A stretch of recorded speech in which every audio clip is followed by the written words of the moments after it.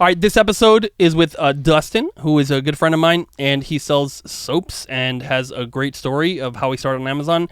By the way, he loves to cuss. And so when I'm with him, I probably started cussing too. I didn't pay attention, but we'll see.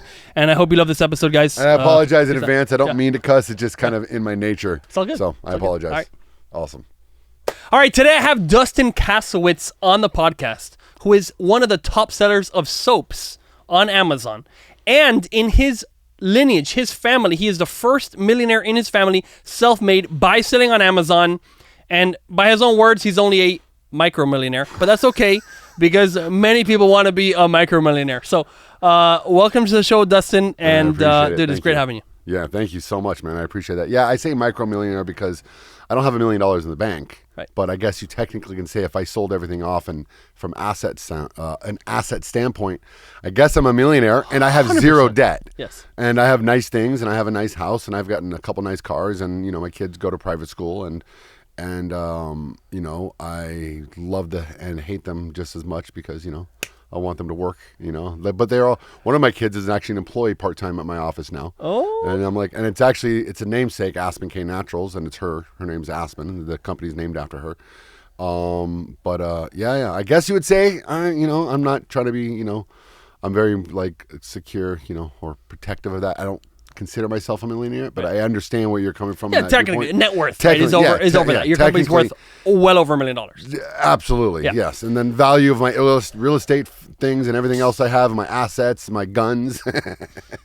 You know, I definitely I've applied. There's somebody, I forgot who it was, that talks about having the 5 different, I think, assets between stocks, precious metals, real estate, and other assets that hold value. Mm-hmm. I've made sure that I've kept track on all points of those things because I never want to be broke, and I was broke. I was so broke when me and my wife were first together that I had to go on food stamps, and that's brutal. And I didn't like it. We were having our first kid. I was doing construction, and oh man, it was brutal. I think the year I had my daughter, I think I made around $30,000 for the year. Wow. You know, and I was the only breadwinner. Yeah. So I was hustling, keeping a roof over our head. You know what I mean? So let's back up. Let's go to the beginning. Like, sure. What about did you go? Just take us from the very beginning of, let's say, you, I don't know, graduating either high school or not graduating, going to college or whatever. You like. Take us to the beginning. I'm a high school dropout. Okay. I dropped out at the age technically 14 years old, and the reason I dropped out was not from school reasons, because I am bald. And I lost my hair at the age of 14. And so I was very self-conscious at the time when I was 14 years old, and I didn't want to be bullied in school. I was always the big guy, but I'm the big teddy bear, they say, right? I'll fight though, man. I have no back off. I'm not one of those guys that Teddy holds Grizzly back. Bear. Exactly. Well, I won't provoke the fight, but I will protect myself. But I got very self-conscious. So I left school. My mom was, okay with that. I quote unquote homeschooled. I just didn't do it, and I got to work. I started working at 15 years old, and I started doing construction, being a deckhand basically on a commercial buildings in Los Angeles. And I just did that for a few years, and I got more education from that than anything else that I've ever done previous and even in the future, because construction really gives you the ability to fix problems. And it gives you take physical universe things and you have to take a square peg and put it into a round hole, or vice versa, and you've got to figure out how to make it all work. And when you're doing construction, you actually figure that stuff out because you're dealing with a whole bunch of different things. So I did that for a while, and I was like, I'm not making that much money doing it. I'm not doing it, whatever. Then me and my wife meet. Actually, I've known her my entire life. Love her to death. She's my wife. We've been together, almost 20 years now. Nice. And but we've known each other since we were little school kids. Literally, we were into school together. She shot me down when she was 16, I was 17. And she's like, no, I'm not going to go out with you. I was like, all right, cool. 10 years later, now we're married with 2 kids. You know what I mean? It was beautiful. It was amazing. And we ran into each other again in Florida, both born and raised in Los Angeles. So we get together. I'm staying in construction, rocky roads, the whole 9 yards, just doing construction. And so does that mean you're like, is that like you go to Home Depot, like wait for someone like pick you up, or like No. what do you mean? Like what does that mean? You work at a firm? No, I worked for myself being a handyman, and I just do the different communication lines I had with friends and so forth. Hey, you need a wall painted, you need some tile work done, you needed whatever done. I would go and do some of that. And I was the jack of all trades, master of none. That whole statement. I knew a lot of basic stuff, and I knew I wasn't going to make a lot of money doing that, because you also, key ingredient here is you would get a job, say it was $2,000, right? That job would take me a week. Back then, 20 years ago or 18 years ago, it was, the inflation today is massive. You have to be making a lot more than that to be able to survive anything, right? So I would get a job, and then I would go do that job, and I would do it, and that job would take a week or 2 weeks, but then I wouldn't be promoting for a new job, and I'd have downtime, and I'd have a week or 2 weeks until I get another job. And it was just that constant. I was just like pulling out the hair I don't already have. It was, and then having a kid on the way at the same time, my first kid. So financially. So what age did you impregnate your wife? Shit, actually I thought about that last night. I think it was 20. I think I impregnated her in 20. I impregnated her in 27 because 5 days later on my birthday, or a month later, my wife told me she's pregnant right before, literally 2 days before my birthday. It was a great surprise. All right. Total shocker. A shocker, but beyond happy. I've been wanting to be a father for many years. Oh, many years. I was 27, turning 20. I was going to have my kid when she was 20, when I was 28. So I'm pregnant when I was 27, right? Literally a month before my birthday. And, but I was not making much money. I did own a shitty home in the ghetto here, and I like to say the word ghetto because it was the ghetto, dude. Like, oh my God. But it was cool, whatever. So we lived in this little shitty house that had 3 roommates to help pay the mortgage, plus a little teeny back house that had 2 people living in it. Wow. It was like... And you're paying this all handyman work? All handyman work. Okay. Yeah, and having people living in the place to pay the rent. So I was paying, like, out of everything, paying the utilities, and that is maybe paying $400 a month. Okay. So not big deal. She moves in with me, blah, blah, blah, moves on. So then we actually moved back to Los Angeles in 2008 because the economy was crashed here everywhere, really, right? And construction was really bad. And so I actually went to West Palm Beach to work because the economy doesn't exist in Palm Beach like it does in the rest of the country. Right, because it's all rich people. It's just, they're literally inherited money throughout, right? Billions and billions of dollars there. So a family friend was doing construction there, and he always had lots of work. So I was like, hey, I can go put you to work. So he put me to work there, and I worked there for 3 months, and I would come back to Clearwater every 2 weeks for the weekend, and then drive back, and then come back every 2 weeks because we were having a new kid, right? We just had our kid, and now we're moving forward, and we're getting ready to have our second kid, and I can't afford the second kid. That's what it was. I apologize. And so I said, we're moving to West Palm Beach, or we're moving back to Los Angeles. You decide. And she didn't want to do that. She wanted to almost divorce me. She was so pissed at me, and it's understandable, So we ended up moving back to Los Angeles. I got a really good job working for a company there for about 1.5 years doing sales because I have a good conversation with people, and I'm good at sales. I really am. And this is all phone. They're not doing any digital marketing stuff. Nope, this is just internet, phone sales. Nothing. All, okay. Yeah, I was the West Coast sales for a company that handled a nutritional product. Okay. And I did really well with that. But I didn't like working for that company, and that company was going to move to Austin. And I was like, all right, we can move to Austin with them. I knew that when I was going to start it. But then towards like a year into it, I was like, I don't want to do this. This is not my life. And my wife's not happy here. So we're going to move back to Clearwater, and we're going to figure it out.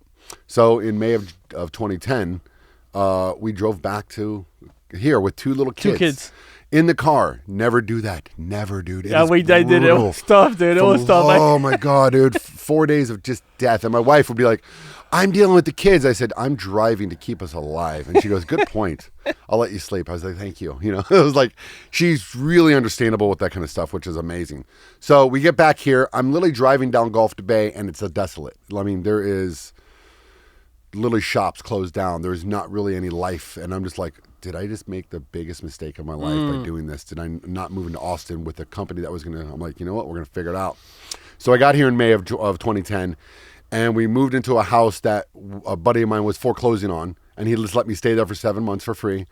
Wow. It was amazing. Is that how long the foreclosure takes? Oh, dude, they got pushed 2-3 years sometimes. It really back then, dude. Living rent free for 7 months. It was amazing. But then I went and renovated a little duplex for a buddy of mine, and he let me stay there for a year and a half for $500 a month because I renovated the whole thing and made it livable. But then it had mold issues and so forth, and he planned on foreclosing on it as well, or short selling it, or however you wanted to do it. So we finally, so that's where. So when we were in that house, this little apartment, it was in December of 2010. I said, I need to figure out what I'm going to do to really make money. And I got to kind of bite the bullet. And so I'm going to just do rice and beans, and I'm going to focus on kitchen and bathroom modeling. And I don't know what I'm doing. I worked for another person for a few months doing that, and it was cool. I got some knowledge of it. I had a lot of understanding of it, but I'm going to focus. So I went and got my first job renovating a kitchen for somebody for $10,000, material and labor all included. I was over the moon. I was like, the materials cost me $6, the labor's going to cost me $4. Hopefully I can get it done in 2 weeks. Took me a month. And I had a dipshit that worked for me for a little while, just a kind of like odd handyman guy. It was under the table. There was no permits. There was nothing, right?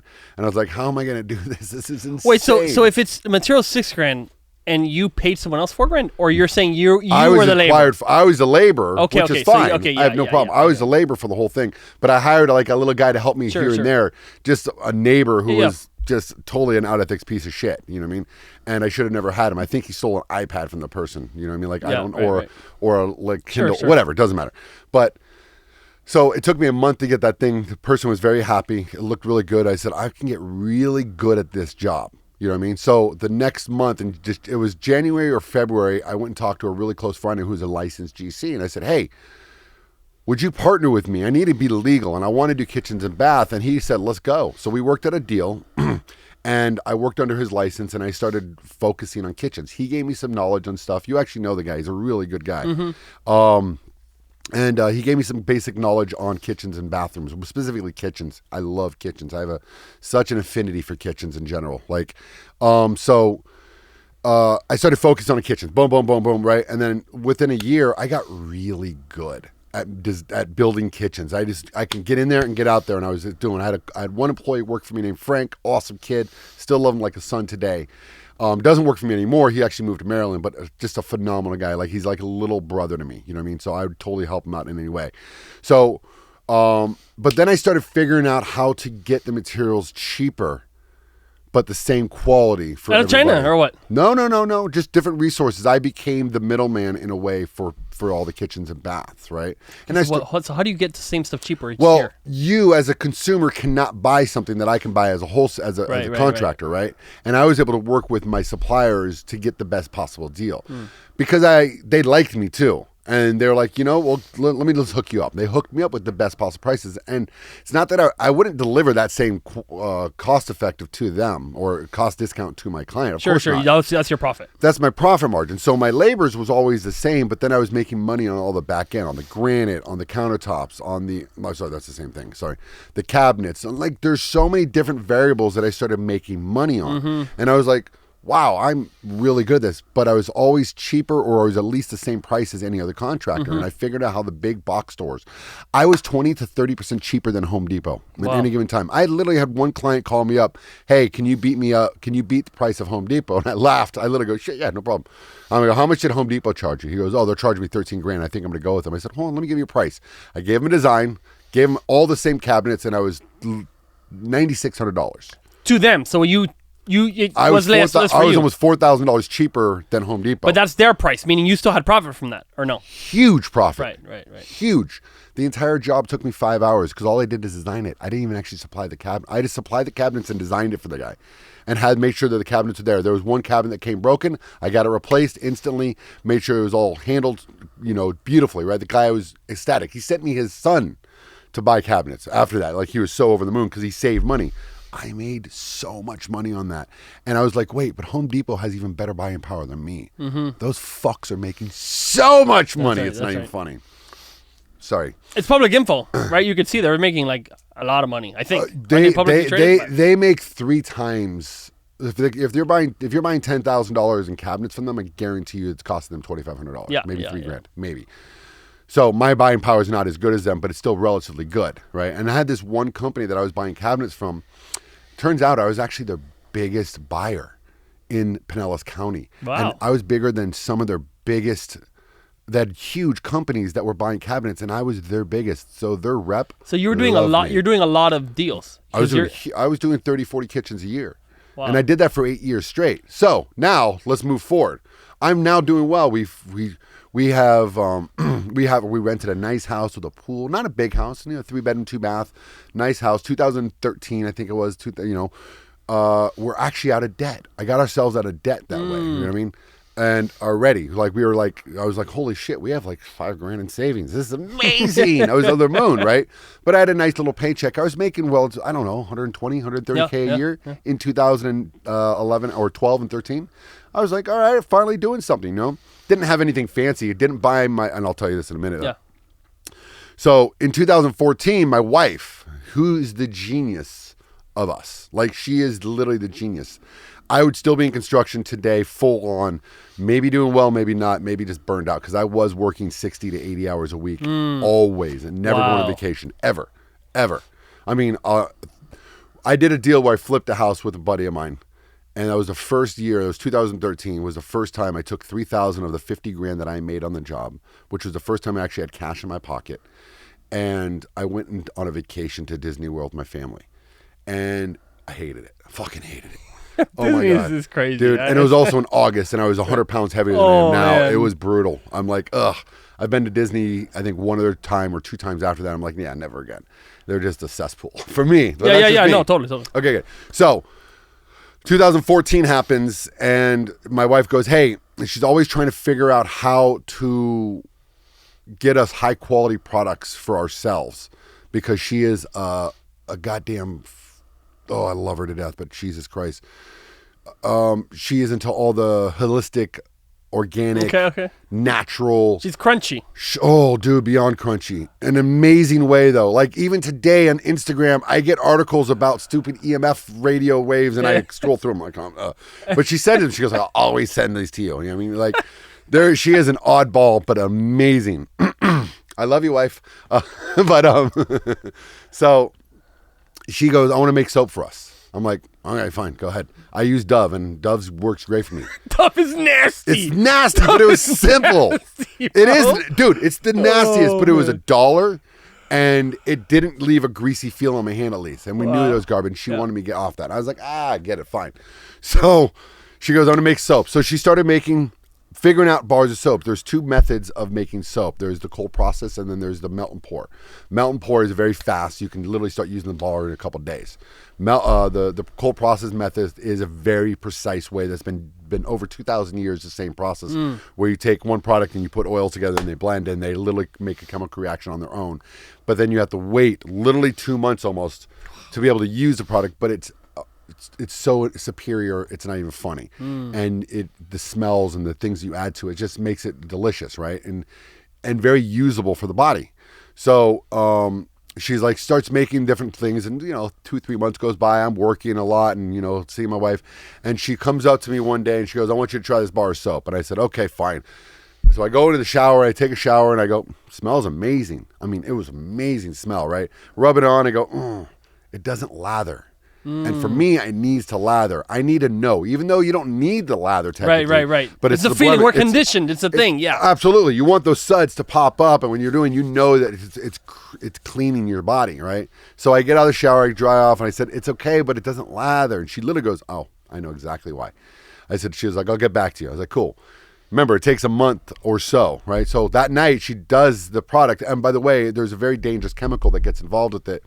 She wouldn't use that chemical until the kids were asleep, and she had set up a whole clean room in the kitchen to make it so that it was safe, so nothing would happen, because it can burn you really bad. It's called lye, right? Sodium dioxide. It can literally melt you down. Yeah. Right? The movie Fight Club. I don't know. You might not be. I've seen it, but it was a long time ago, bro. Well, there's a scene where Brad Pitt pours a powder product onto Edward Norton's hand, right on the palm, right on the back hand, and then he drops a little bit of water on it, and then it starts burning. That is lye, and that is legitimately what it does. Wow. And then vinegar deactivates it, and he has now in the rest of the movie he has this big like kiss mark almost. Oh wow! It's a big burn mark. If you ever look at that, that's a lye mark. That's a lye mark, right? And then every character has that lye mark in the whole entire movie. Lye is that dangerous. It literally will melt your bones, right? It's disgusting. And it also goes from... Do you have lye marks now? No, because we're very smart and we're very safe. That is so important. We have such a setup that is safe that literally we've never had an accident, knock on wood, like literally never once. Because we keep that safety in so well. And I train my guys to such a roboticism in terms of the safety of how they're using that. No one's allowed to walk into the space at any time when that stuff's being used, and only the people that are working with it are allowed to, and they can't even have music going when they're working with the product. It has to just be them doing that, and it's set in stone. Like if I ever find them, they're fired. Like their safety is so important to me. I don't care about anything else. So my wife's making this product and so she comes back a month later or so and she goes, babe, go try this. I'm like, oh my God, fine, whatever. So I go in there.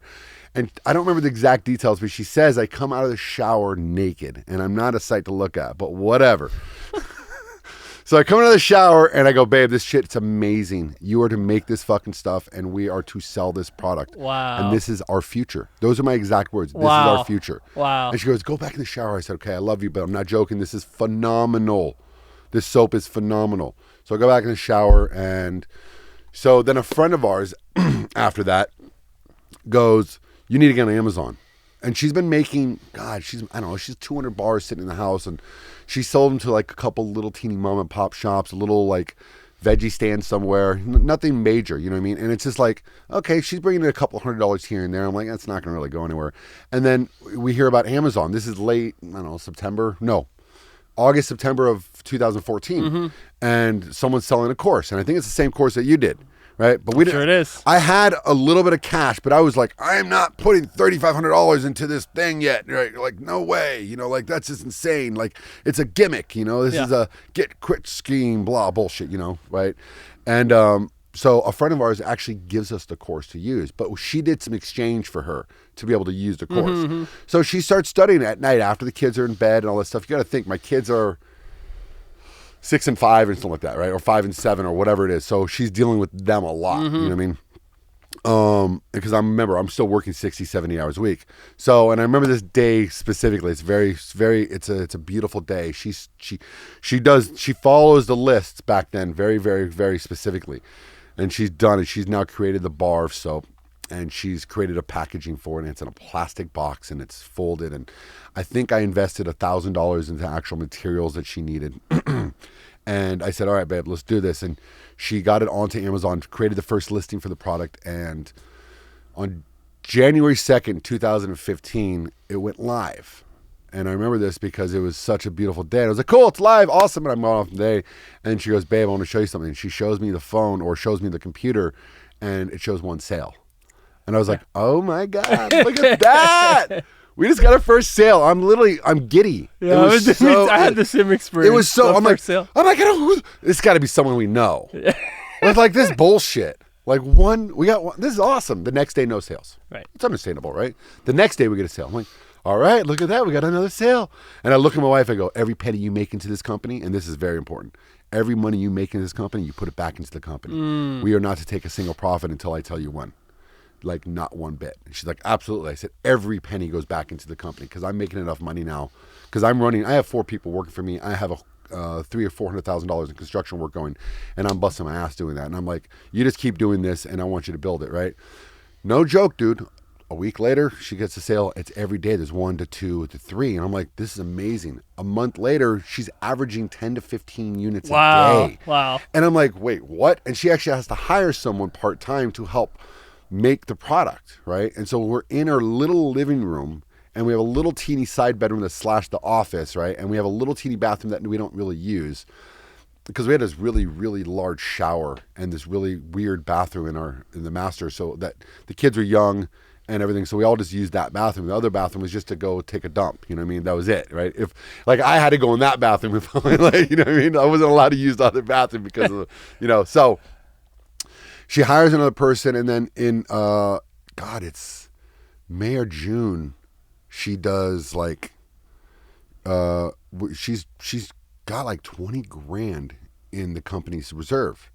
I'm like, don't you touch that. I'm like, she's selling 30, 40, 50 units a day of one product. I think she might have had 2 or 3 products up now. And she's like, all soaps, right? All soaps. Soaps. No, we had a really cool, I think we launched it. It didn't do that well. We had oh my God, I actually would love to do the product in because it was a really good product, but it was a lot of work to get it done. It was a face mask that it was like a plastic thing or just a Dead soap? Sea face mask. Oh, like a okay, Dead Sea one, right? And we formulated different ways, but something with the production aspect of that, we had to take it off, and it wasn't doing very well. And back then, there was a lot of companies doing that, so we didn't know how to get our names into that. It's something I still want to get back into because it was a really good product. But so literally, and then so finally, we're like, okay, we need a babe. So let me recap. Sorry. Okay. From January till June. Yeah. It was 6 months. You invested $1,000. 2,000 actually. $2,000 into the company, and now you have 20 grand in cash plus inventory. Yeah, I think so. So you something 20 extra money in 6 months. Yeah, okay. Absolutely. And now we have not taken a single paycheck from the company. That was just reserves, and I told her. So, and I'll get into that in a second. We literally have zero. We're not taking a penny from her. Yeah. Okay. I said every penny goes back into it.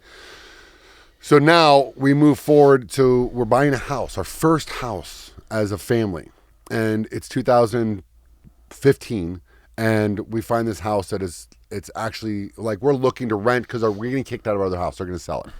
And we're like, all right, fine. Let's go rent another house. Some house down the street was $1,800 a month. I'm like, I don't want to spend $1,800 a month. This house is not that worth it. Back then, now it's a gold mine if it was $1,800. You know what I mean? But I'm like, I don't want it. So this house on a short sale comes up, but back to us from a year earlier looking at it. I got my credit up. My credit was garbage. My credit's now, I don't know, at the time, 660, 670, which is good enough to get an FHA loan. And I got, 30, 40K in reserves of my own money. And then we have business money, you know what I mean, for her. So we find this house. I bought it for $155,000. It was 2,100 square feet. It was a wood-framed house built in the 1950s, solid as a room, but it had a second story above the garage that was just a big room. And that's what I said, that's going to be our soap facility. And so we're going to make that our soap facility, and then had an office next to the garage. It was really weird, but it wasn't square footage, right? So it was kind of like 2,300 square feet, but we had this space that we can do all the packaging and all this other stuff. And so she had now 2 employees, by the way, part-time. Both of them were part-time, you know what I mean? And so we bought this house and we brought all this, we started making Did you use the soap money or no for the house? No. That was all me. Okay. As an FHA loan too. That was also a nightmare. What is that, like 3% down or 0% down? Or? It was 3.5% down on $155,000, whatever that was, right? So whatever. 10 grand. 10 grand, right. I had that in reserve, but I had to put $12,000 into the house before I can buy it because it has to pass the inspections. Exactly. So I had to go do paint patch ups. I had to do these other things. But this is like that's your second nature at that point. Yes, but I was like, I'm spending money on something that I shouldn't be spending money because then I actually yelled at someone else a couple of years earlier saying, don't put money into a house that you don't own yet. Like you're in the awesome. What if you lose it? Now you're out 12 grand. Oh, whatever. He made a shitload on that house too. I followed suit when I was getting this house and understanding his nature. So I stopped. I was like, that's actually a smart idea. So I buy the house and we go upstairs, and the upstairs, which is about 500 square feet, we that's where we started making the soap, right? And I was involved in the back end of just keeping the finances together, understanding the finances, and just controlling that area. But she ran the day-to-day, the creations, everything was all 100% her. The listings, the advertising, all of it was 100% Shyla. She was amazing at that. So 6 months into it, she comes to me and she goes, babe, we have an issue. I'm like, what's up? I want you to come upstairs. So we go upstairs, and the floor, I'm not joking, dude, is bowing. It is bowing. No, sorry, it's swooping. Yeah, no, yeah. It was bowing. Whatever. No. So what's happening on the floor? It's going down? It's caving in. Yeah. It's slightly starting to cave in because there is 20,000 pounds of soap sitting on the floor in these racks. And I said, oh shit. Well, we got a problem here. And she's like, yeah. I'm like, okay, so we need to figure this out. So from an engineering hat, I go, cool. I want you to take all the soap and put it to the edges, and you only work in the middle. Okay, good. Boom, that helped solve the problem. Said this. She's like, this place is we're outgrowing this place really fast. Yeah. It's only been 6 months, right?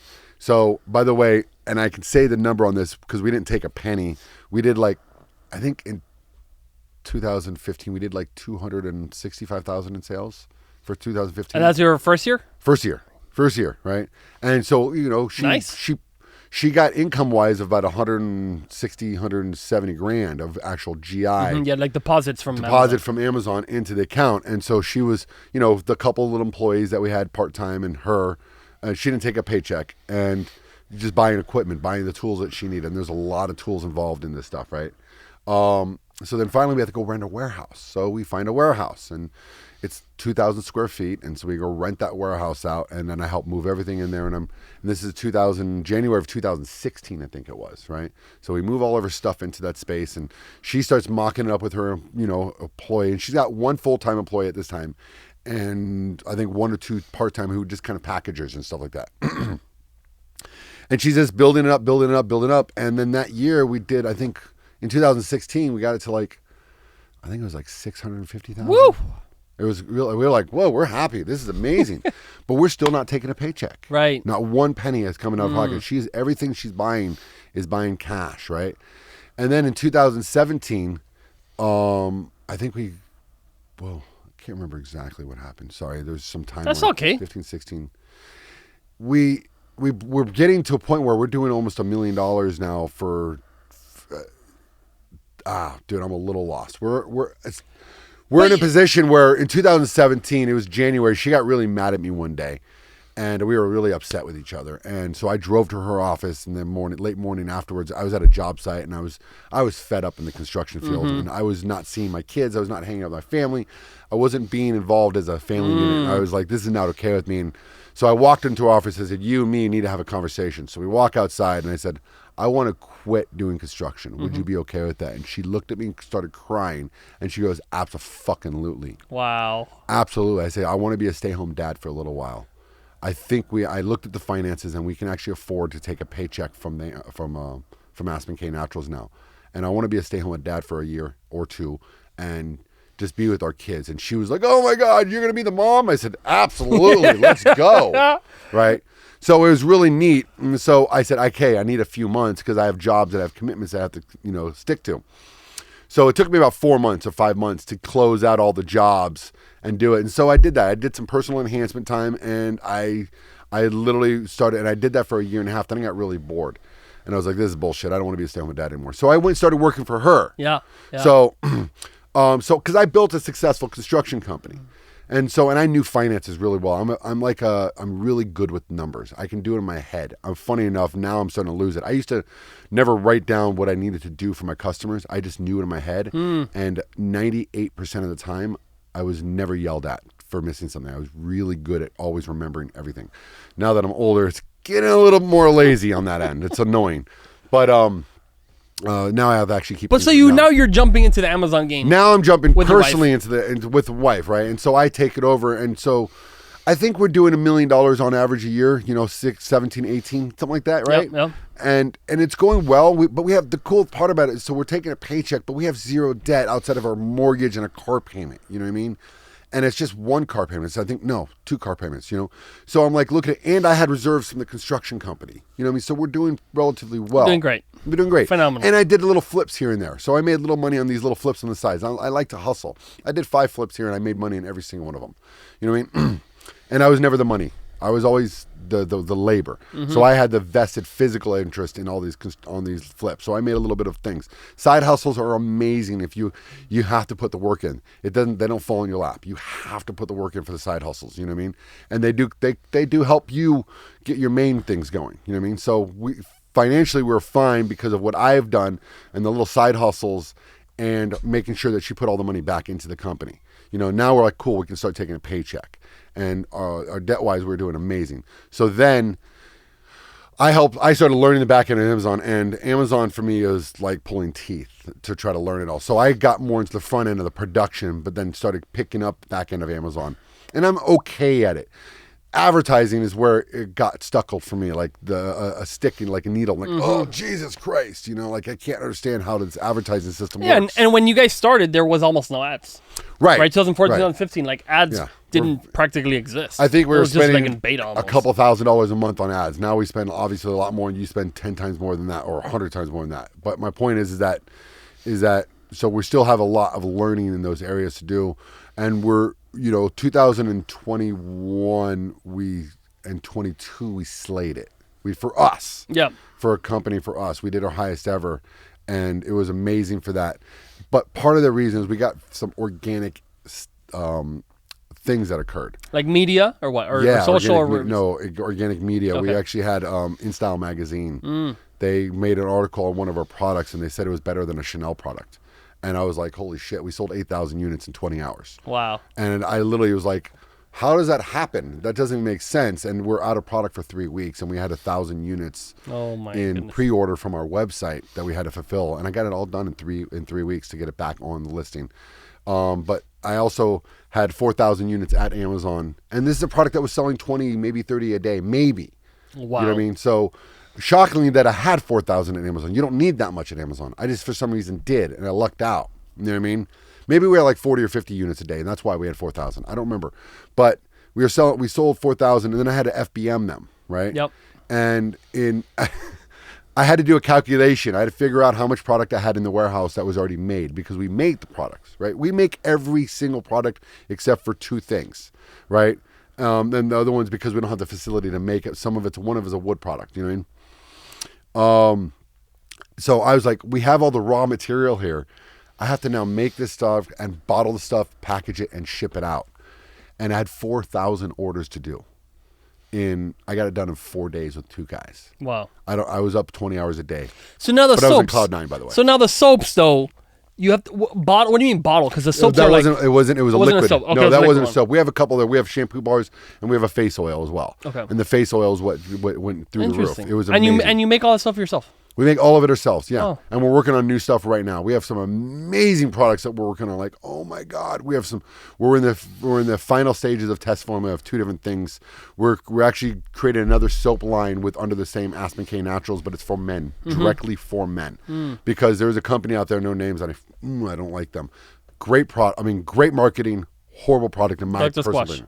I am not allowed to say a word. That's not what I'm saying. But you. But but here's the thing. Here's what I kind of want to get into, right? Because people are looking for the products, and like most people that start selling on Amazon just buy something from a supplier. Right. Okay? That's the majority, I would say. Correct. Then there's a few select people that make their own stuff, there's like a few. Yourself. Correct. So now, why, like, now that once you start making sales in soap, whatever, what is different about, let's say, you making your soap versus like the Doves or the whatever else is in the market? Right. Why do you think you went into manufacturing as opposed to just, okay, now I can sell on Amazon, why don't you just buy from a supplier? Because quality for us, the quality aspect, and we actually looked at having other people make our products for us, and they could not match the same quality as us. And we found a really good company in another state that was awesome. Also, the cost aspect, there's a very low margin in soap bars. There really is a low margin. So making it ourselves gives us a better margin on that end, because we're now manufacturing for ourselves. But it's very taxing in a lot of ways, but it's very beneficial too. So it gives us a better margin for ourselves, but it's also a volume game in that game. You understand that? We don't make a lot of margin on them. So like we're creating new products now that are going to be higher ticket items. They're going to cost us more as well to produce, but they're going to be higher ticket items. How do you make higher ticket in soap? Well, not soap, other products within the beauty line. You know what I mean? So we're getting into. I can't say a couple. Yeah, fine. But regardless, but a new soap bar, right? I'm doing a men's line. It's not going to be a single bar. It's going to be 3 bars minimum. I'm going to sell packages of 3, and those bars are going to be more expensive for the 3 of them versus 1. I need to figure out how to get rid of the single bar units. Dr. Squatch got rid of the single bar unit on Amazon. You can still find them, but they sell them for $18 a piece because they make 0 money on a single bar. They actually lose money. Somehow we're still making money. And the reason why is because we manufacture. They don't. They outsource everything. And I know the person they outsource it to. That person's killing it now for them. But her margins are obviously very, very small. So they sell everything in a 3-pack, a 5-pack, and a 10-pack. Very smart. because it's a volume game. Right, because of course the 3-pack, it's a better deal for the customer, but they're forced to buy more. That's right. But for them, they're buying it. Remember, so there's the manufacturer and then them. So there's a middleman. Both parties need to make money. Yep. So we are the only ones that need to make money. So we get to cut out the middleman. So we're cheaper on the single bar from them. We're also a little bit cheaper on the 3-pack, and we do a 6-pack. We do a 2-pack, 3-pack, and a 6-pack. So I need to get rid of the single packs if I can, but it's very hard. It's been a staple for 9 years now. So I've got to slowly dwindle out, but the only way to do that is by adding other products. That's how I observe it. Yeah. I mean, another big way, and again, I haven't seen your listing in a while, but like let's say the bars right now, let's say it's $9.99. Let's say it's $9.99, right? Right. Well, you can make a 2-pack be, let's say, $17.99. Exactly. And then the 1-pack is $15.99. Correct. Then at that point, you're like, oh, dude, everyone just goes to the 2-pack. And you can try to phase it out and see how much it hurts your sales or doesn't. Yeah, but when that's still your main listings, you can't, you literally are cutting your legs out if you just experiment with all of them. I do it. Nah, see, I can't. You're different than me. I'm not that risky. I'm not that risky. You're a much riskier guy. So what? One aspect, again, if you need to change what the main listing is or what the main product is, you kind of do it gradually. So what you could do is almost, if you need to change your organic rank of a product, again, this is a tip just for whatever. Of course. You could literally put your 2-pack at like $14.99. Right. And your 1-pack at like $12.99. Right. And your sales should skyrocket on the 2-pack. You probably lose money for a little bit or make very little. Right. But then your 2-pack will be the one ranking. And once that one ranks, then you can raise both of them. So it's like... You're not wrong. You know what I'm saying? You do something like that. And it only normally takes a few days to change the rankings. Less than a week. You're not wrong on that. My only thing is that until I can get new products that are not soap, which we're working on, get those up a little bit. You're afraid. I'm very afraid. This is my livelihood at stake. We are subject to Amazon on very specific ways, right? Sure. And so with that saying, we are now working on wholesaling our products into mom and pop shops around the country. That's one thing I want to do because you have to diversify. You cannot stay stuck in one avenue. Yeah, and I guarantee you have your products more than just Amazon, right? We just started cracking TikTok. Our TikTok is up like 8x, I think, from last month. Jesus. Yeah, the TikTok. I'll show you, dude. TikTok. We got to meet on TikTok. Okay, but on TikTok is one of the big things that's coming. Yeah.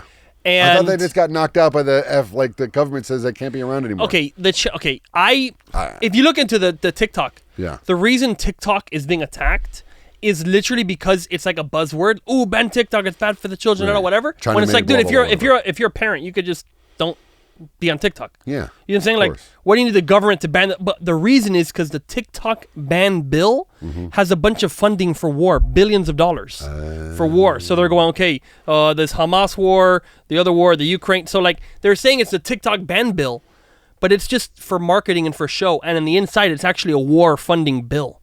So the chance that TikTok actually sells, I would say, is very, very low. Gotta love our government. Yeah, TikTok themselves have actually said that they will stop operations in the U.S. before they sell.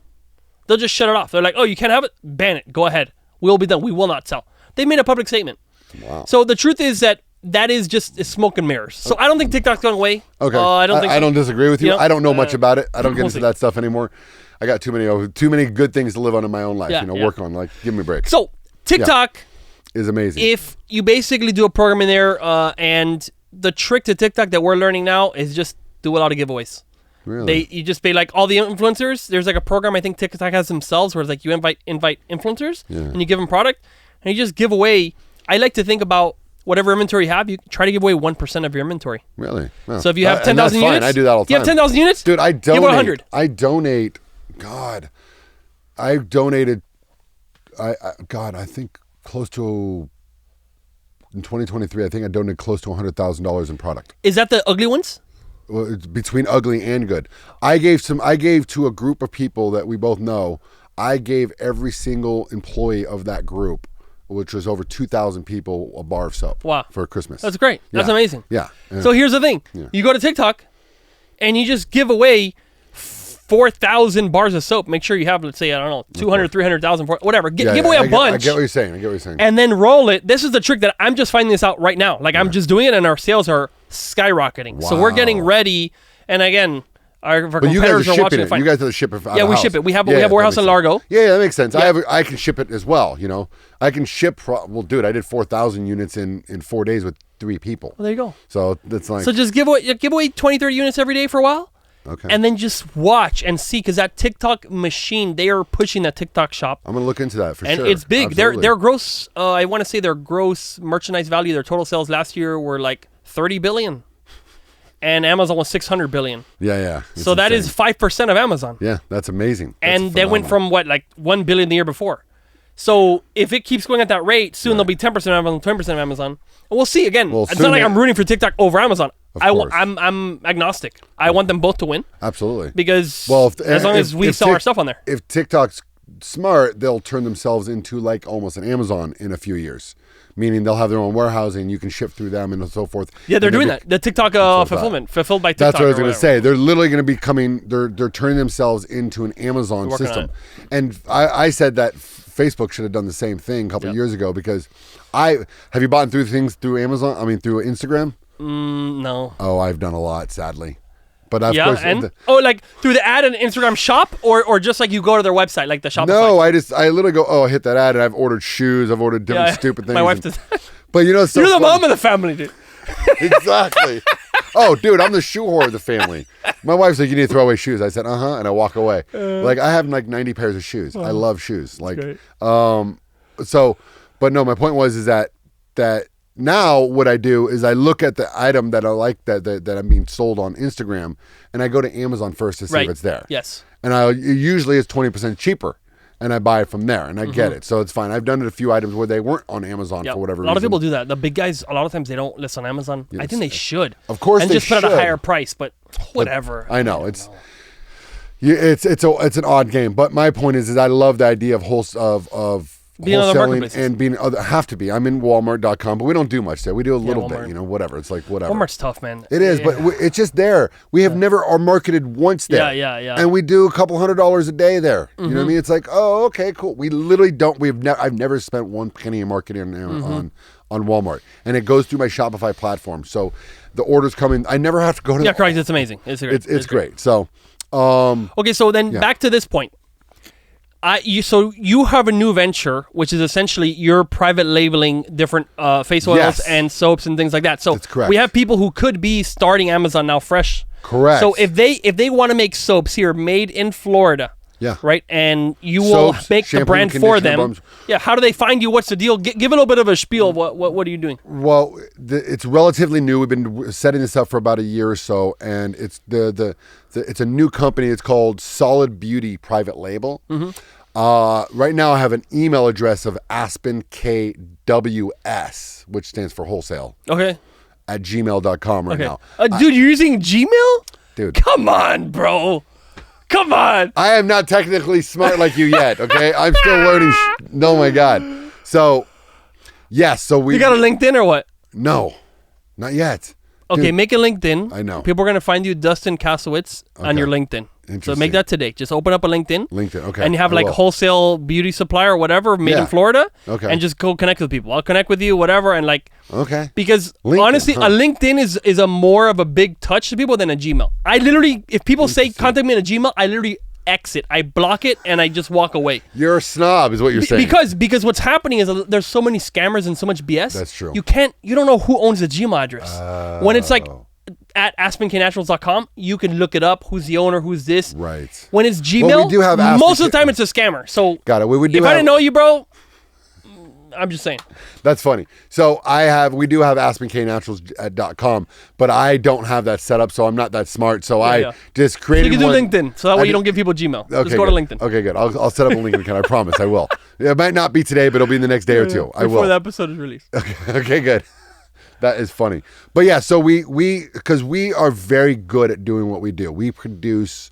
I have been able to scale the manufacturing so amazingly that I only have a few employees in my production line, and I can triple it with the same employees, and maybe only add one employee. I've been to your warehouse. I mean, your facility is it's spectacular. It's spectacularly it's amazing set up. with all the things and the warnings and this, no one can touch, no one can. I mean, it looks really pro. Our safety protocols are literally, we're OSHA compliant, we're everything. So we have these legal points that are so in. We weren't doing that to be a private label. We were doing that for us just to keep ourselves safe from anything. I don't want anybody to get hurt in my building, period. And no one has, knock on wood again, God damn it. But my point is that, so I was like, wait, we're good at this. Why don't we private label as well? We can make products so you can actually buy my existing products and turn them into your own products under your private label. You can white label the hell out of it. I don't care.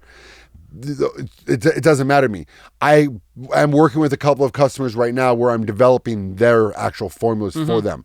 I can do it that way. If you have something you really want to do, I can build it for you. We can manufacture all of your products for you, from shampoo, conditioner bars, soap bars, face oils, and we're working on a few other things that I can't say yet because I'm still working out the layouts, and we're going to be producing some of them for ourselves, making sure that they are viable. So does that make sense? Absolutely. Awesome. So how does it work when you have a soap or you have whatever, like you have particularly a soap product, a shampoo, how does it work with the scents? Okay, because I know there's a lot of fragrance and a lot of fake stuff out there. What do you use to make the stuff smell a certain way? Essential oils. But can you explain that? Because high-end, what is an essential oil in the first place? It's an oil that comes from a tree or a plant. Okay. Or from some kind of natural earth tone. It's extracted from that product. I am not the technical guy. My wife, she develops all the products. She literally is formulated. She's in a little kitchen right now. Actually, we have it set up at our house for us because she doesn't like to go in the office sometimes, so she works from home now. She has that freedom, right? She handles a lot of the back end stuff, but she handles the formulations for new things. She's literally in the kitchen formulating new products right now, where she is taking different products of essential oils and herbs and these different fats and different things and blending them together to see if they'll make the things she's thinking of. Do you know what I mean? It's cool. So I'm like, you formulate it, and then she goes, it was a pinch of this and it was a pinch of that. I said, I need it in a weight, lady. Give it to me in weight. So she gets it me in a weight, and then I break it down to percentages, because you have to base everything off percentages, because that's how you can scale something to a higher amount, right? If it's 1 pound, that doesn't mean shit. You need to know percentages, because 1 pound only give you the end product of that amount, whatever is connected to that 1 pound. Now, are you buying essential oil kind of like this, like a doTERRA thing, like a little essential oil packet, or like what are you doing? What does it mean essential oil? You're getting a freaking a flower and you're smashing it, or what do you do? No, they're already extracted from the things, but we buy them, dude. If you came to my office, if anybody, it's the coolest thing is I have old bottles that we used to use back in 2015. I still have these bottles. They're going to go on display later because that's what we started with to the bottles that we have now. They're literally these little canisters that are this big up to this size, and now we have bought, there's one essential oil that we've bought in a fucking 55-gallon drum of. You know what I mean? And we have 5-gallon buckets of this essential oil that we buy, and we spend a bucket load of money on all these oils. Literally. It's insane the amount of oils that we have. And the coolest part about all of that is that I use a credit card, but I pay it off 2 weeks later every time because the money's there for it. I set it up so we don't have zero debt. It's no borrowed money against that. And that's, for me and for this company specifically, it's very important that we don't go into debt. This is like, it's such a love for this company. We don't ever want to lose it in that way. You know what I mean? So it is important that this company is going to stay around for 100 years. I want us to be like an ethical Johnson & Johnson. Yeah. Do you know what I mean? Yeah. Or Procter & Gamble.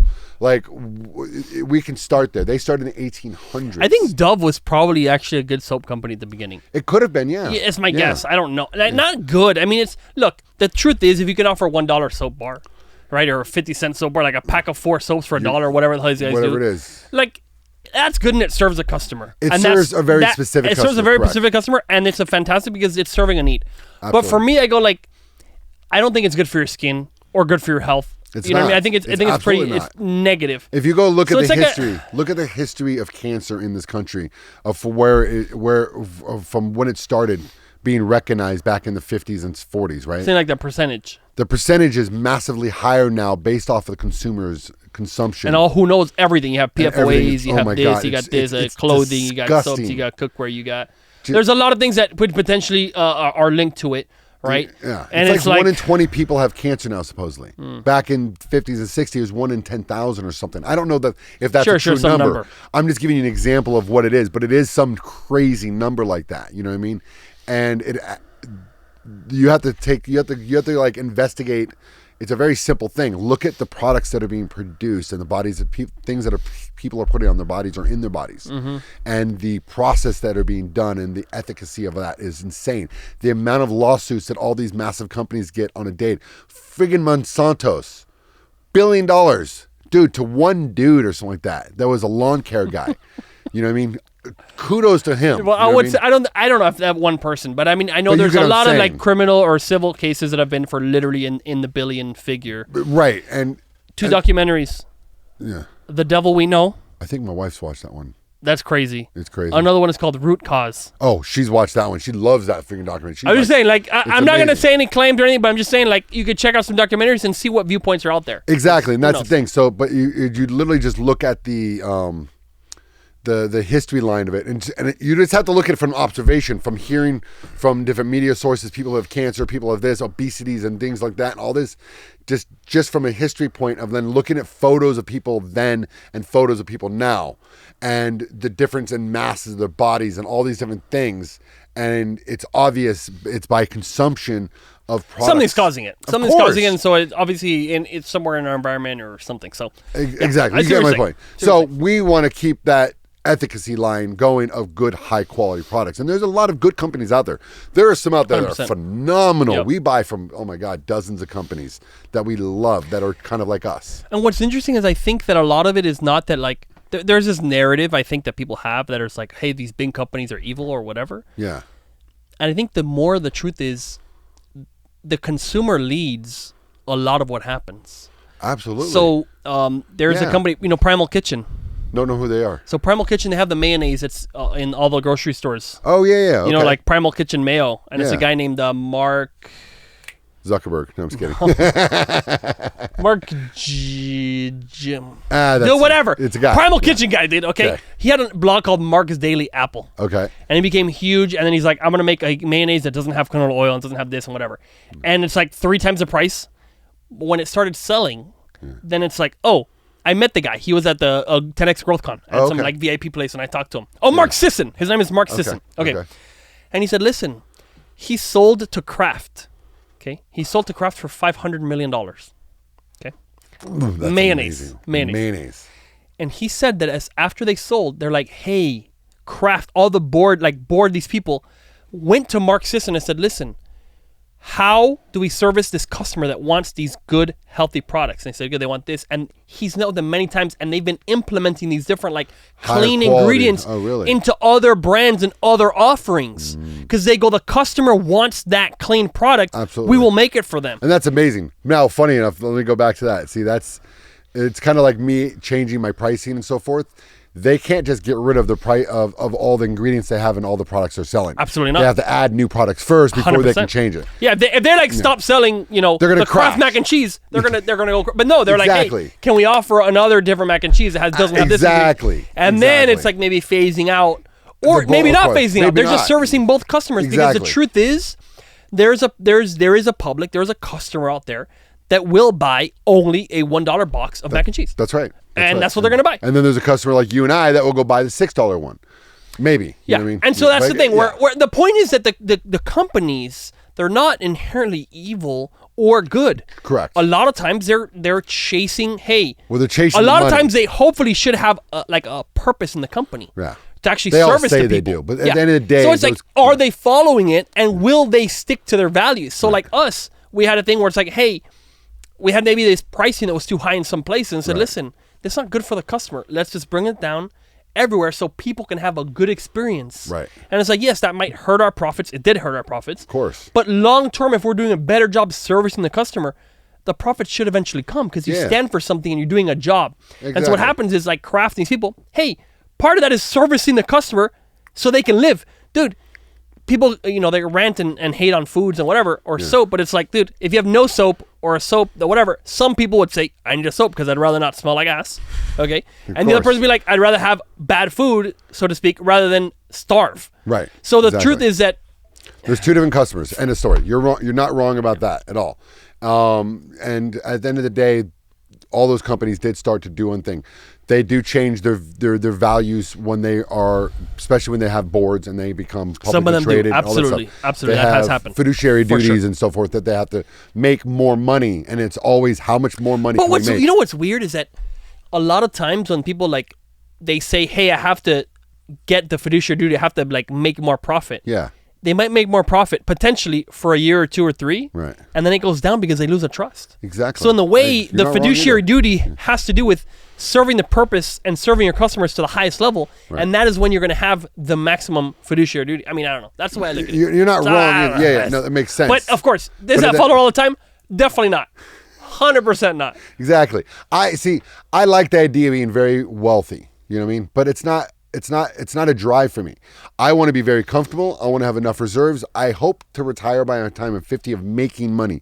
I will never retire, ever. I will work till the day I'm dead, 100 something years old, hopefully, right? That's what we all hope for. Right? Okay. I mean, I don't know. Yeah, I don't know. wait. I don't know if I hope for that. but Hey, we'll see. dude, I exercise 4 days a week now, and I plan on doing that for the next 30 years. So, and being limber and hopefully. And that's the you'll be goal. 100 at that point. Exactly. Exactly. I'm already 70. Exactly. Right? Fucker. But You said it, didn't I I? know, right? Well, keep going. So, but with that, I know I look old. I'm bald. What can I say? I don't fuck. Jesus. But, oh, Jesus, what was I saying? So my point is that I want to retire from making money, and then I want to work on just producing really good products. And you know what's funny is when you produce really good products for yourself or for other people, money follows. And that's what happened to me in construction is I stopped worrying back, and I forgot to tell you this earlier. When I got into construction in 2011, focusing on kitchens, actually end of 2010, and then fully in 2011, I said, I'm going to start focusing on products and producing for my client, and I'm not going to worry about the money. The money will fucking follow, and I Right. know it will. And I'm not joking. I was broke for the first 6 months, and I didn't know what to do financially, and I was eating rice and beans or whatever it was, me and the wife, and make sure the kids ate well, though. It was important. I didn't care. I would I would go back into debt if I needed to make sure they had the quality foods, and that they did not think we are broke. It was really important that they, that aspect, right? But then, dude, within a year, I was making money and I was getting referrals from other people because I was happy. It is the funniest thing in the world. I have to tell you this little story. A very good friend of mine met her father is an old pervert in a way, right? Like, I'm hoping I'm as perverted as him when I'm 80, you know what I mean? So, but he goes out with this girl who's in her late 60s, sweetheart, right? And they go to dinner and they meet with my two friends, who is the father and then this other lady. And they're talking and they're like, yeah, we're getting ready to renovate our house and all that kind of stuff and blah, blah, blah, and build it and so forth. And she goes, you should talk to my contractor, but I think he's out of the business. And he did my kitchen and oh my God, he was spectacular. And That's you. Her name is Gloria. And here's the funny part. They go, yeah, he quit doing construction. I guess he went to go do soap or something with his wife. And my two friends go, he's been friends with us for 25 years. I've known him since he was a little kid. Is that Dustin? She's like, yeah. And I was like, and so they told me this story of what happened there and the praise that I got from her. I did her kitchen 7 years ago. Wow. And so and this was like a year ago that they met her. And so I still got a referral from 7 years ago, knowing that she was my last client. So my point is that I've had some annoying clients and I've had some amazing clients. You know what I mean? Most of my clients were amazing. And I produced a product that they were happy with and they were very happy to give me money. Yep. You know what I mean? That's the best. And that's the most important thing is produce a product, viable product, and make your clients happy at the end of the day. And sometimes you can't make everybody happy, but you make a majority of them happy, the money will follow. And that's a principle that I've stuck to. Yep. So with the Aspen K Naturals, we are creating products that are so viable and so good to people that the income is following it slowly. You know what I mean? Yes. So we go about it, but so this company, we could blow it up. We've been told to blow it up many times. I think you've even mentioned you could blow it up. Ah! I'm like, dude. Well, always. No, I'm like different sense, different thing. Like, okay, the marketplace of the ads. I mean, there's so many variables. There's ways. But for us, we do not. For this company specifically, we will not go into debt. We don't want to go. And that's our viewpoint on this company. Now, with that said, I have another company because I've able to phase 2 a shitload of the things, and I'm doing a service-based company. And fuck, dude, I'm going in debt like crazy on this one. I'm like, it's a plumbing servicing company, right? I'm the back end of it. I'm very good at setting it up. I want 50 trucks in 5 years. You can't do that size growth without going into debt. Right. Period. So that's my goal. So, and I'm like, fuck it, let's go for it. I want to do $30-40 million a year in plumbing in the state of Florida alone. So that is my new goal. I have my 2 new techs coming on Monday. I'm going into debt fast, but also we're producing. But we're producing viable products. Actually, you're a customer of mine. And I think you're happy. I know. Dude, I know. I love your plumbing is amazing. I think you're happy. Plumbing is a really difficult industry to get good people. It's very interesting. And then you come over and it's like they do nothing and it's $150. Yeah, exactly. And it's like ridiculous. So anyway, your company's amazing and I appreciate that. Thank you for what you're doing. I appreciate it. I'm very happy if your thing blows up and goes huge. I hope so. Yeah. So that's another side gig that I'm working on. And that's not why we're here, but I just thought I would just mention that. So you were able to use your knowledge of Amazon FBA. Yes. To make a income that you could have that, okay, your wife is running a lot of it, you're running a lot of it, but it's mostly, I wouldn't call it passive, but it's going on its own without 80 hours a week. Yes. It's going. 2 years ago, I'll give you a prime example. 2 years ago, I took my son for an entire month around the country. Him and I. We took an RV, we went up to upstate New York, came back down, then drove from here to Los Angeles to move my parents back to Florida. And I had zero problems on any front. There was zero hill tens or issues with the company. It was running so well. I handle payroll. I handle a few other things. I would get on the phone, have meetings. I would get on the computer, handle things as needed while I was running around with my Amazon business. So I love Amazon because I was able to do that. I can take the time. I don't have to go in the office every day. And I love that I don't have to go in the office every day. You know what I mean? I choose to go in the office every day. You know what I mean? And that's the cool part about it. It's my choice now. And I think you have that same aspect as well. You don't have to go in the office every day. You choose to. You know what I mean? You choose to travel and do things. I see the little jet setting things and I love it. It's amazing. So, and I'm doing the same thing once in a while. You know, I travel here and there and I've invested in little other stupid things and whatever. But point is that it's now a choice versus a requirement. Right, exactly. And that Amazon has definitely given to me. And I love that. Amazing. Love that. So. And so now you're able to start a passion project that you want to go crazy on. That's another passion project. No, I still have another ones. I have a few of them. So anyway, that's brilliant. Because again, that is a gift. And no matter, and you mentioned a little bit of a complaints you had and stuff about Amazon. Of course. And at the end of the day, look, we all have complaints, but at the end of the day, it's still Amazon is the main source for a lot of us. Exactly. And the thing is, they've given us an opportunity. Andy Jassy just went on the last earnings. Who? Andy Jassy, he's the CEO of Amazon. Oh, dude, I'm horrible. Yeah, so Jeff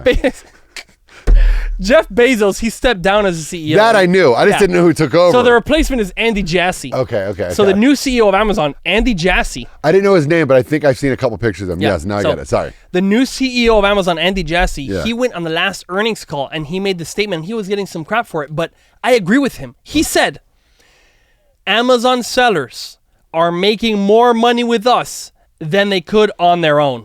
And he's 100% right. so people went like, 100%. That's crazy. How could he say that this or that? And I was like, he's right. For me, that's true.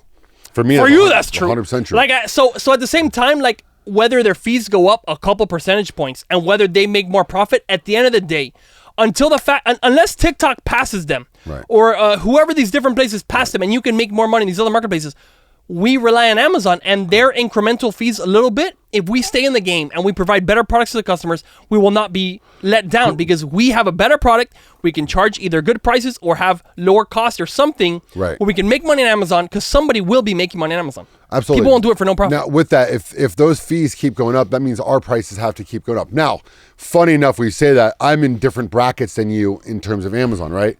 And my main one product, my single bar soap that I told you about, I can't go up another penny, but their fees keep going up. So my profit margin gets less. So that's why one of the reasons why I have to get rid of the single bar, because if I go above $10 a unit, I know your FBA fee goes up like $1 or something. It goes up twice as much as what it is. And that means I have to now sell that thing for way higher just to make the same even money. $10.99, you actually make less, I think. That's 100% correct. I'm like, great. So I make less now. So I'd have to go to $13 and I still make maybe a cent or two more. but my product, so Amazon, so that's another issue is that Amazon fees have gone up. The shipping fees have drastically every year it goes up. But no, this year, Aston Long, the shipping fees are 4x. You know what I mean? And I think you're aware of that as well now too. Also, I can't go into the new. I'm not able to go into that new Amazon distribution. The upstream or whatever. I can't go into that because I have perishables. Technically, they have expiration dates, right? Your products can, mine can't, or most of your products can. My point is that, but then also my raw costs have almost doubled. You know what I mean? With inflation. With inflation. Like I told you, olive oil is up literally over 200%. So it's like, so I have to figure out a new avenue and all of it. But one thing I tell you right now, and this is super important for everybody to understand, is that you have to chalk it up to a game. All it is a game. Yes, you are working to survive and so forth, but if you have a source of income that keeps you and you're working on it as a side hustle until it can get you to the next point, you've got to remember that everything that you're doing is a game. You just got to play it as a game and just keep pushing forward, dude. It's a pain in the ass. There's going to be winners. That's the thing. Yeah. There will be winners. Yeah, with all the new fees, there are people who will benefit from the fees because what will happen, some people will say, oh, Amazon's horrible, and they'll quit. Absolutely. And then this person, and there's going to be people that fall off, and somebody will win from it. And will Amazon be one of them? Of course. Well, but if Amazon doesn't win, they will not continue. Now they have more one-day shipping and same-day shipping than they ever have. They increased like 60%. I know. 60%, same day and one-day shipping. So for Amazon to stay on top, they need to make profit to build more centers and do that stuff. And then that's how they stay in the game. And like TikTok has 4 or 5 day shipping. Right. They have same-day, one-day on most items. And you're like, okay, that's how you continue to get sales. So yes, their fees go up, but they're also providing better service. Right, but what correct. But so there has to be a balance though as well. Correct. For 100%. Aspects, and one of the biggest thing is you creating new products. 100%. And those products are higher quality and higher ticket items to offset the other ones that you can't change the prices on yet. Sure. So there's better models. You need to continue. If you sell the same product you sold 7 years ago, you will be bankrupt. 1 trillion %. That is a fact. Hard on not just Amazon but any business. That's right. If you're selling if iPhone was selling iPhone 1, they would not be selling technology. iPhones. Period. There is a couple of companies out there that haven't changed. Tell me which one. Are you kidding me? In-N-Out, baby. In-N-Out Burgers has not changed their recipe since the day they opened. Okay. It is that, dude. They are. It was a different cow, I promise. No. My point is that it's so there's very few. It's very few. Like McDonald's doesn't do that. No, Burger King doesn't do that. But it's absolutely. They have a little niche. Also, for example, like Bragg's apple cider vinegar. Yeah. Apple cider vinegar, okay, cool. That's one. Yeah. But like I don't know, Jif peanut butter. No, and that's like, the point. Okay, but they're always changing. Jif peanut butter is always changing, adding correct. New things. And the colors and this and blah. And ketchup, bro. Right. Well, ketchup. The amount of packages and they're changing the crap out of that ketchup bottle. Absolutely. And the way they do it in the packages. So, but my point is 99%. That's right. They always have to keep adapting all the time. Yes. But with that said, In-N-Out keeps adding new locations. Okay. So they have to add exactly. If they had in the same location. Right. The same menu. Okay. The menu has never changed, but they have to keep adding new locations because you do get bored of it after a while. Right. Like I'm going to Vegas in a few weeks for 3 days, and I should go to In-N-Out because I'm from Los Angeles, and that is like a staple. Ate it all the time. But I'm also like, I don't necessarily need to go this time. Right. I went when I was in Texas last year. I got In-N-Out, and I was like, I'm good. I don't need it every year. It's just when in 2 or 3 years, cool. I have to have it. It is an amazing burger. Okay, let me tell you. Well, you know who's crushing way more than In-N-Out? Who's that? Chick-fil-A. Yeah, but dude, I went to Chick-fil-A. I was in the airport, bro. But I was in the airport and I saw Chick-fil-A line. No joke, there was 150 people waiting in line at the airport for Chick-fil-A. I go, what? Well, that's the airport though, because they're all waiting and hungry. Yeah, but no, but there's places all over there, and they were empty. But here's the difference between Chick-fil-A and In-N-Out Burger, and they add certain. They add stuff all the time. Yeah, I think. No, they do. No, they have a certain menu. Very few times. They have a certain menu, and then they have like a core menu, and they have a couple little add-ons here and there. Smart though. And then they do like monthly shakes that is promotional. But my point is that they're franchised. In-N-Out's not franchised at all. It's owned by one person. Right. Wow. One fucking person. But it's not really franchise. You know how the Chick-fil-A thing works. Well, it's still technically franchised. It's so funny. They have a person, but it's actually like an employee. Right. You know how that works? Have you studied that thing? I've heard a little bit about it. I know a guy who was there, and he's making, I don't know, let's say $250K, $300K. And he owns a franchise. He put money down, but they could let him go at any moment. Right. It's like, we don't need you anymore. And they move you, and then he wants more locations. They won't give more locations. No, you can only There's a have waiting one line of or two. like 20,000 people trying to open a location to put that money down. I know, it's nuts. Isn't it crazy? Anyway, okay, good. So enough about Chick-fil-A. We're totally off topic. From Chick-fil-A and soap. We're That's not a good, really, good because we're conversation. talking about growth and talking so about forth. products. Yeah, and products doing and product growth. mix. Yeah, exactly. So it's always. You've got to add. Everything goes back growing. to Amazon. Yeah. Anything you talk about. But I go feel back to like Amazon. we're like an In-N-Out burger. Yes. To like Dr. Squatch. They're always throwing gimmicks out there. Marketing geniuses. Marketing geniuses. I think last year they did $150 million in revenue on Amazon alone. Wow. Which is insanity. Wow. You know what I mean? And then they have their own website, but they're always adding. They have a Star Wars gimmick. They have a fucking Harry Potter gimmick. They're always doing gimmicks. They're like the McDonald's. And we're like the In-N-Out burger. You know, we're going to last longer. In a way. I don't know if it'll last long. We'll see. I think I McDonald's didn't like saying that analogy. McDonald's will last longer than In-N-Out, bro. McDonald's is not going anywhere. Anyway, of course not. Of course not. Have you? I think we should end up because otherwise we'll be talking here forever. All right, we can keep going. But dude, thank you for coming on. Absolutely. Your story's amazing. Thank you. And you're American, no? You were born here? I'm born in Los Angeles. Born in LA. Yeah. American story, going from broke as hell, hardly being able to pay for your own kids' food, having to put that on debt. Yeah. And now to being a micro-millionaire. Yes, micro-millionaire, not a multi-millionaire. No. Maybe a 2 millionaire. I can go out and buy Maybe a pair of shoes without thinking about it. Yes, no problem. So a fantastic story, and guys, I appreciate it. Remember, find this guy on LinkedIn if you want to make private label soaps or shampoo. Yeah. He will have one, and if not, then if you don't find him, then dude, maybe it's not worth working with the guy. Oh, he won't make a LinkedIn that. for you. I will have a LinkedIn. I'll have it set up. What a douche. I love it. And then otherwise, guys, follow, like, comment, put any questions that you have about Amazon, about business, about selling. We always love to hear from you guys. And if you have another guest that you'd like to come on, anyone else who's had a success story, some success on Amazon, we want to hear their crazy tips, hear their crazy stories, because you know what? You could be the next one to have a story like this. Awesome. Awesome, Thank brother. you guys. Good to have you, brother. You too. And real quick.